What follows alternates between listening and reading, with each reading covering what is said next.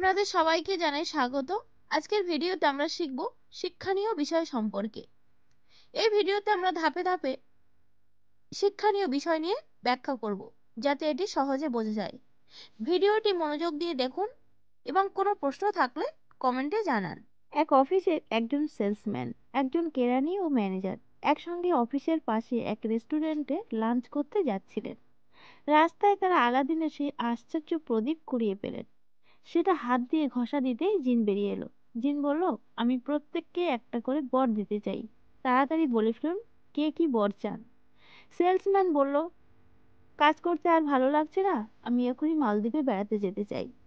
কেরানি বলল, সত্যি কাজ করে করে আমি বিরক্ত হয়ে যাচ্ছি, আমি আমার ফ্যামিলি সহ এক্ষুনি হাওয়াই দ্বীপপুঞ্জে বেড়াতে যেতে চাই। জিন তথাস্থ বলে তাদের সাথে অদৃশ্য হয়ে গেল। এবার জিন ম্যানেজারকে বলল, বলুন আপনি কি চান? একটু ভেবে নিয়ে ম্যানেজার বলল, অফিসে এখনো অনেক কাজ শেষ করতে বাকি আছে, আমি লাঞ্চের পর ওই দুজনকেই অফিসে দেখতে চাই। এই গল্প থেকে আমরা শিক্ষা নিলাম যে যে আগে যে কাজের দায়িত্ব নিয়েছেন তা শেষ করুন, তারপর আনন্দ করুন।